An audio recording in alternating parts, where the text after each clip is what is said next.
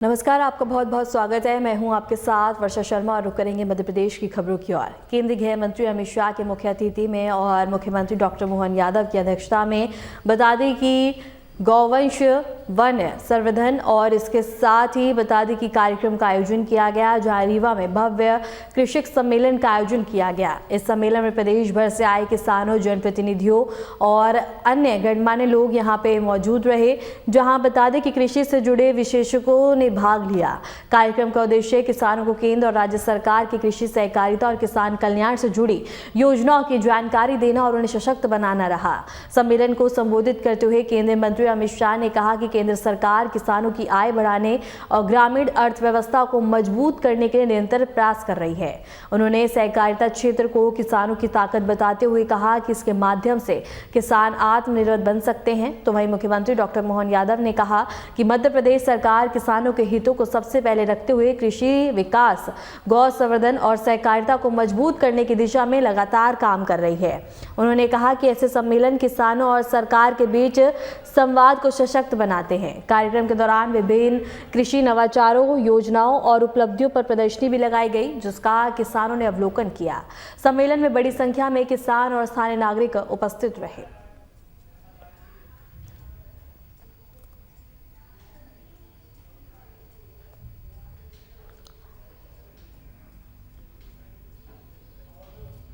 सिंह जी हमारे प्रभारी और सारे जनप्रतिनिधि जोरदार अभिनंदन कर दे। समय की कमी है, मैं ज्यादा न बोलते हुए माननीय गृह मंत्री जी को बुलाऊंगा। उसके पहले 2-3 मिनट में अपनी बात खत्म करूंगा।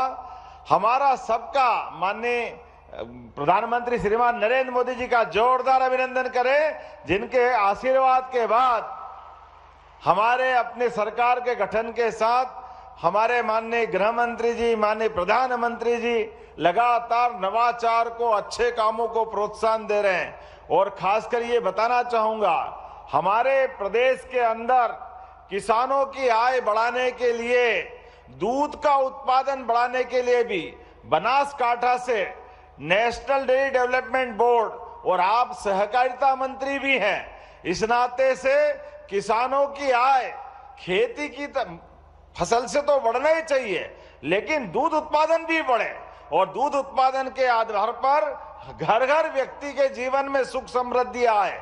इसलिए दूध और दुधारू पशु, देसी पशु, जिनके आधार पर हमारे गोवंश से हमारी खेती का भी रकबा सुधरे, खेती की आय भी बढ़े, ऐसे उद्देश्य के लिए हमारी सरकार ने नेशनल डेयरी डेवलपमेंट बोर्ड के माध्यम से MOU किया और दूध उत्पादन में भी पशु जिनका दूध ज्यादा उत्पादन होता है, ऐसे कई काम बढ़ा रहे हैं। जब हम गौशाला बढ़ा रहे हैं तो घर घर गोपाल, जिनके घर गाय वो गोपाल, इसलिए गोपाल कृष्ण भगवान की हमने प्रयास किया कि गौशालाओं के अलावा घर घर दूध का उत्पादन बढ़ाना चाहिए, उनको अपनी दूध की सही दाम मिलना चाहिए और उन्नत पशुओं की नस्ल घर घर पहुंचना चाहिए। इसलिए आपने कहा था पिछली बार 2024 दिसंबर में कि अभी राज्य में 9% दूध का उत्पादन होता देश के आधार पर, आपके आशीर्वाद से 5 साल में इसको 20% तक ले जाएंगे, 20% तक। जोरदार अभिनंदन करें, ये बड़ा संकल्प है, लेकिन आपके आशीर्वाद से पूरा होने वाला है। 1 साल के अंदर, पिछले साल तक राज्य में हम 9000 लीटर दूध का उत्पादन करवा रहे थे, लेकिन अभी अभी आंकड़ा आया है पशुपालन विभाग के द्वारा, अभी हमने 12000 लीटर दूध का प्रति दुग्ध संघ हमारे पास ये आंकड़ा आया है। 25% खरीदने के आधार पर बढ़ा है, लेकिन इसको 20% तक ले जाना है। और ये निराश्रित गौ माताएं, जिनमें 33 करोड़ देवी देवता का वास होता है, ये दर दर क्यों भटके?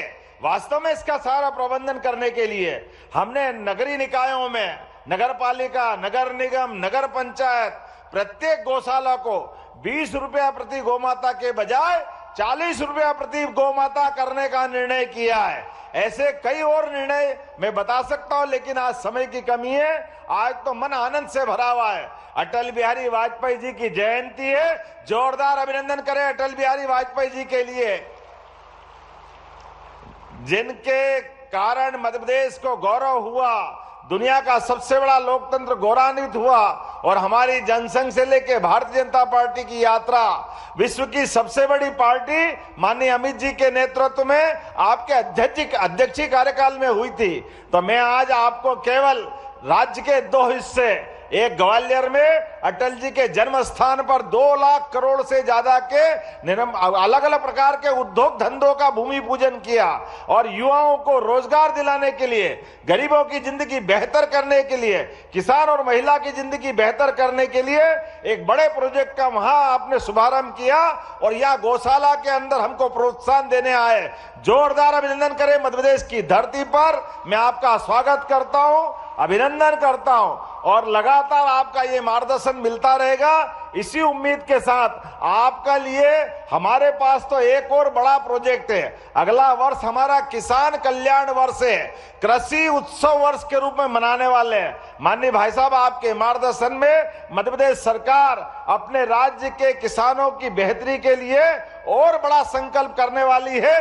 पुनः आपका वंदन, अभिनंदन। बोलिए भारत माता की। भारत रत्न श्रीमान अटल बिहारी वाजपेयी जी की जन्म जयंती है। ये रीवा क्षेत्र अटल जी के बहुत प्रिय क्षेत्रों में से रीवा क्षेत्र हुआ करता था और मुझे बताया कि जब वो प्रधानमंत्री बने तब इनके जो वाहन चालक थे वो यही के वीर बहादुर सिंह जी थे। तब अटल जी वघेली बोली में ही वीर बहादुर सिंह के साथ बात करते थे। और मित्रों, अटल जी ने न केवल भारतीय जनता पार्टी, पूरे देश के सार्वजनिक जीवन में शुचिता को बड़ा महत्व दिया, पारदर्शिता को बड़ा महत्व दिया और अटल जी अपने जीवन के कार्यकाल के अपने कर्मों के कारण एक ऐसे नेता की श्रेणी में आ गए जिन्होंने जो बोला वो कर दिखाया। बहुत कम लोग ऐसे हैं जिनका वक्तव्य और जीवन दोनों एक समान होते हैं। सम्माननीय अटल जी उसी श्रेणी के राजनेता रहे। पूर्व प्रधानमंत्री भारत रत्न अटल बिहारी वाजपेयी की 101वीं जयंती के अवसर पर मध्य प्रदेश की राजधानी भोपाल में उन्हें श्रद्धांजलि दी गई और इस मौके पर मुख्यमंत्री डॉक्टर मोहन यादव, मध्य प्रदेश बीजेपी अध्यक्ष हेमंत खेरनीवाल और प्रदेश बीजेपी प्रभारी महेंद्र सिंह ने बीजेपी कार्यालय में आयोजित विदेश प्रदर्शनी का उद्घाटन किया। प्रदर्शनी में अटल बिहारी वाजपेयी के जीवन, विचार, राजनीतिक संघर्ष और राष्ट्र निर्माण में उनके योगदान को और चित्रों और दस्तावेजों के माध्यम से प्रदर्शित किया गया। कार्यक्रम में पार्टी के वरिष्ठ नेता, कार्यकर्ता और बड़ी संख्या में जन समर्थक मौजूद रहे।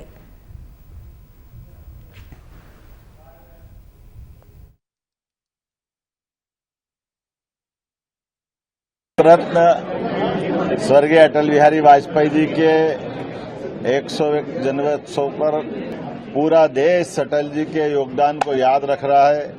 यशस्वी प्रधानमंत्री उनकी कर्मभूमि लखनऊ में, जहां एक और वो हमारी विश्व की सबसे बड़ी पार्टी के सबसे बड़े नेता का स्मरण कर रहे हैं, जहां वो उनके चुनाव से लेकर उनके विभिन्न प्रकार के पत्रकार के और कई इतिहास की वो सब जीवंतता के लिए वहां गए और उनकी जन्मभूमि पर हमारे राष्ट्रीय नेता गृह मंत्री मान्यवर अमित शाह जी बीती रात से कल ग्वालियर पहुंचे थे। माननीय अध्यक्ष जी हेमंत खंडेलवाल जी, हमारे माननीय ज्योतिरादित्य सिंधिया जी, माननीय विधानसभा अध्यक्ष जी श्रीमान नरेंद्र सिंह तोमर जी, हमारे सारे मंत्री, विधायक, सांसद, यहाँ इस अवसर पर मौजूद माननीय मंत्री पूर्व मंत्री माननीय सुरेश पचौरी जी, माननीय सांसद आलोक शर्मा जी, माननीय विधायक भगवान दास सबनानी जी, हमारे महामंत्री गौरव रणदीवे जी, सारे पदाधिकारियों के साथ आज हमने भाजपा कार्यालय में चित्रों की प्रदर्शनी का उद्घाटन किया है।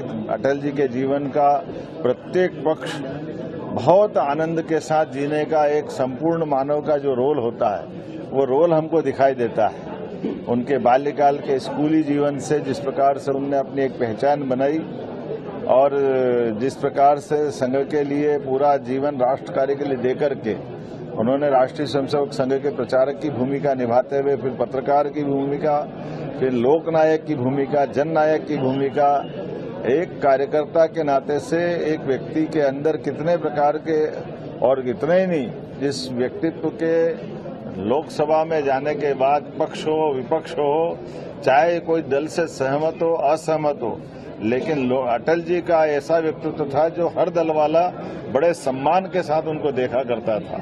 ऐसे अटल बिहारी वाजपेयी जी की 101वीं जयंती मध्य प्रदेश के लिए और सौभाग्य की बात है। हमारी सरकार बनने के बाद अटल जी की जयंती मनाने के लिए हमने सर्वहारा कल्याण के लिए पंडित दीनदयाल उपाध्याय जी की उस भावना के आधार पर जब हर व्यक्ति को रोजगार मिले, हर एक व्यक्ति के जीवन में सुख समृद्धि आए, इसलिए उद्योग रोजगार वर्ष का समापन और 2 लाख करोड़ से ज्यादा के इंडस्ट्रियों का भूमि पूजन लोकार्पण का काम माननीय अमित शाह जी के माध्यम से हुआ है। एक तरफ जब हम इंडस्ट्रियों का भूमि पूजन लोकार्पण कर रहे हैं, एक तरफ प्राकृतिक खेती और गौशालाओं के संरक्षण के लिए भी हमारी सरकार काम कर रही है। इसलिए रीवा के बसामन मामा गौशाला में भी माननीय अमित जी को लेकर के गए थे। ये अटल जी के माध्यम से हम अपने जियो और जीने दो के सिद्धांत का भी प्रतिपादन करते दिखाई दिए। मेरी अपनी ओर से अटल जी को हम सब जीवन भर कोई भूल नहीं पाएगा। उनका अपना व्यक्तित्व ऐसा है और लोकतंत्र को खास करके अटल जी ने कदम कदम पर हर जगह, चाहे संयुक्त राष्ट्र संघ में सबसे पहले हिंदी बोलने वाला मामला हो, पाकिस्तान से दोस्ती का हाथ बढ़ाने वाला मामला हो, पोखरण में परमाणु विस्फोट करके भारत को शक्ति संपन्न बनाने वाला मसला हो, हर जगह अटल जी ने अपनी एक विशेष छाप छोड़ी है और हम सब अटल जी को जीवन भर याद रखेंगे। मध्य प्रदेश विधानसभा अध्यक्ष नरेंद्र सिंह तोमर ने कहा कि अटल बिहारी वाजपेयी के जन्मदिन के मौके पर आयोजित यह ग्रोथ समिट विशेष महत्व रखती है। उन्होंने बताया कि अटल बिहारी जी का जन्म शताब्दी वर्ष है और इसलिए मध्य प्रदेश सरकार ने यह पूरा साल रोजगार और उद्योग को समर्पित किया है और आज वह अभियान पूर्णता की ओर बढ़ा है। मुख्यमंत्री मोहन यादव और केंद्रीय गृह मंत्री अमित शाह ने इस कार्यक्रम में हिस्सा लिया। ग्रोथ समिट का आयोजन ग्वालियर की धरा पर संपन्न हुआ। ये अटल जी का शताब्दी वर्ष है और इसलिए इस पूरे वर्ष को मध्य प्रदेश की सरकार ने रोजगार और उद्योग के लिए समर्पित किया और आज वो पूरा अभियान पूर्णता की ओर बढ़ा है। इस कार्यक्रम में देश के गृह मंत्री माननीय अमित शाह जी और मुख्यमंत्री डॉक्टर मोहन यादव जी उपस्थित हुए। आज बहुत सारी इंडस्ट्री का शिलान्यास हुआ है, लोकार्पण हुआ है। बहुत सारे औद्योगिक क्षेत्र में जो हमारे लोग काम कर रहे हैं उनको सब्सिडी का वितरण किया गया है, भूमि का आवंटन किया गया है और लाखों करोड़ का निवेश आज इस कार्यक्रम के माध्यम से मध्य प्रदेश की धरती पर उतरा है। इसका लाभ ग्वालियर चंबल संभाग को और मध्य प्रदेश की सारी जनता जनार्दन को मिलेगा। इससे इंडस्ट्रियल ग्रोथ भी बढ़ेगी, हमारी अर्थव्यवस्था को भी बल मिलेगा और साथ ही साथ रोजगार के अवसरों का भी इसके माध्यम से सृजन होगा। मैं इस अवसर पर इस अच्छे आयोजन के लिए प्रदेश के मुख्यमंत्री डॉक्टर मोहन यादव जी को और अमित शाह जी को बहुत बहुत बधाई। मध्य प्रदेश सरकार में मंत्री विश्वास सारंग ने जबरन धर्मांतर और तथाकथित लव जिहाद को लेकर सख्त चेतावनी दी है। विदिशा में एक कार्यक्रम के दौरान मंत्री विश्वास सारंग ने कहा कि मध्य प्रदेश में लव जिहाद के जरिए धर्मांतरण कराने वालों को किसी भी हालात में बख्शा नहीं जाएगा। उन्होंने कहा कि राज्य सरकार धर्मांतरण के मामलों पर कड़ी नजर रखे हुए है और यदि कोई भी व्यक्ति दबाव या धोखे के जरिए धर्म परिवर्तन कराता पाया गया तो उसके खिलाफ कानून के तहत सख्त कार्रवाई की जाएगी। किसी भी स्तर पर यदि कोई भी व्यक्ति हमारी हिंदू बहन बेटियों को या हिंदू हमारे युवकों को बहलाकर फुसलाकर धर्म परिवर्तन कराने के लिए लव जिहाद जैसा कार्य करेगा, वो कहीं भी किसी भी स्तर पर बर्दाश्त नहीं किया जाएगा। मध्य प्रदेश सरकार ने, डॉक्टर मोहन यादव जी ने उसके खिलाफ कानून भी बनाया है, उस पर सजा भी हो रही है। विगत दिनों भोपाल में मैंने स्वयं एक हिंदू युवक को जब जोर जबरदस्ती करके मुसलमान बनाया था तो मैंने उसकी घर वापसी करवाई, उसको पुनः हिंदू बनाया है। मध्य प्रदेश में किसी भी व्यक्ति को दबाव बनाकर, बहलाकर, फुसलाकर धर्म परिवर्तन करवाने की इजाजत नहीं दी जाएगी। जो भी होंगे कार्रवाई होगी और सख्त कार्रवाई होगी। रुक करेंगे अगली खबर की ओर। मध्य प्रदेश में एसटीएफ का गांजा तस्करी पर शिकंजा देखने को मिला है, जहां ट्रक से 599 किलोग्राम गांजा जब्त किया गया और इसके साथ ही अनुपूरक और पुलिस ने 2 आरोपियों को अरेस्ट भी किया है। और इसके साथ ही खबर हम आपको बता रहे हैं, जहां बता दें कि गांजा तस्करी को लेकर बड़ा खुलासा यहां किया गया है और इसके साथ ही बता दें कि बड़ी कार्रवाई के तहत 599 किलोग्राम गांजा बरामद किया है। और इसके साथ ही बता दें कि मध्य प्रदेश में एसटीएफ का गांजा तस्करी पर शिकंजा यहां देखने को मिला है, जहां ट्रक से 599 किलोग्राम का गांजा जब्त किया गया है।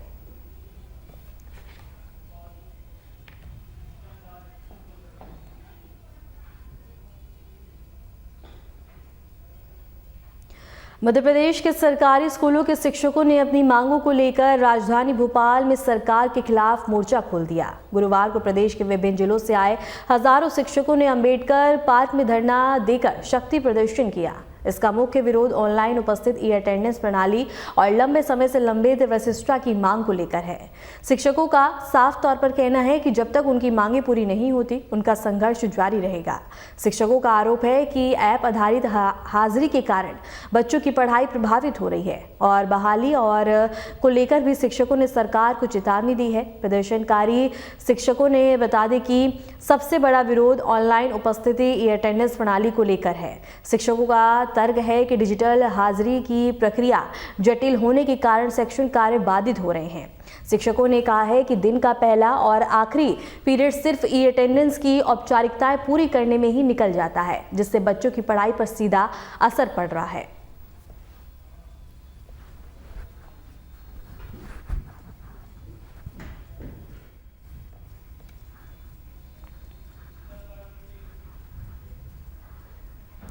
खबर उज्जैन से है, जहां बाबा महाकाल मंदिर की व्यवस्थाओं में बदलाव किया गया है। प्रशासन ने अगले 12 दिनों के लिए ऑनलाइन दर्शन बुकिंग पूरी तरह बंद करने का फैसला लिया है। इस दौरान श्रद्धालुओं को मंदिर में दर्शन के लिए ऑफलाइन व्यवस्था का ही सहारा लेना होगा। महाकालेश्वर की नगरी में भक्ति की इस अनूठी प्रक्रिया को लेकर प्रशासन की तैयारी और श्रद्धालुओं की सुविधा पर ध्यान दिया जा रहा है।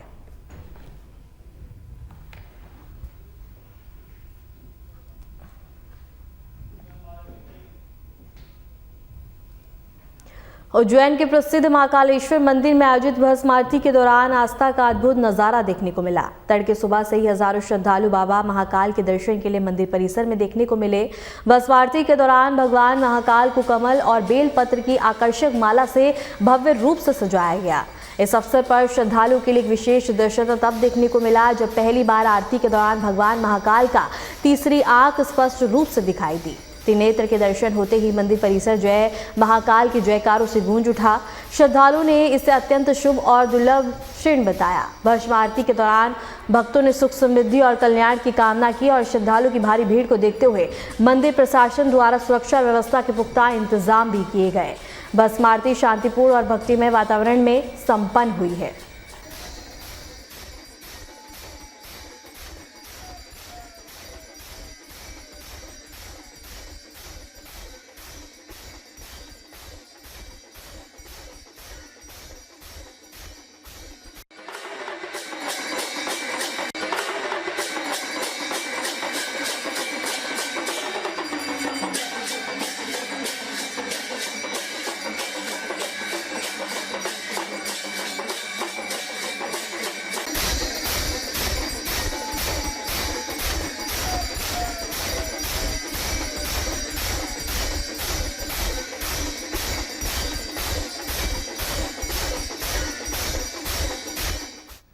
केंद्रीय गृह मंत्री अमित शाह ग्वालियर दौरे पर पहुंचे, जहां उन्होंने प्रसिद्ध हनुमान मंदिर में दर्शन किए। अमित शाह ने विधिवत पूजा अर्चना कर मध्य प्रदेश और प्रदेशवासियों की सुख समृद्धि की कामना की।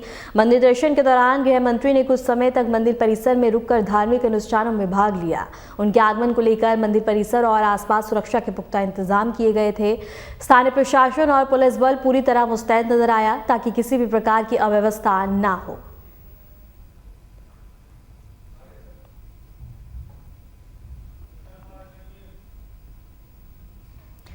ग्वालियर में आयोजित कार्यक्रम के दौरान केंद्रीय गृह मंत्री अमित शाह ने मध्य प्रदेश के और इसके साथ ही मुख्यमंत्री डॉक्टर मोहन यादव की जमकर सराहना की। अमित शाह ने कहा कि डॉक्टर मोहन यादव के नेतृत्व में प्रदेश में विकास, सुशासन और जन कल्याण के कार्य तेजी से आगे बढ़ रहे हैं। उन्होंने कहा कि प्रदेश सरकार की नीतियों और फैसलों का सीधा लाभ आम जनता तक पहुंच रहा है। इस दौरान निवेश बढ़ाने और गरीब कल्याण योजना के प्रभावी क्रियान्वयन से मध्य प्रदेश नई ऊंचाइयों की ओर अग्रसर है।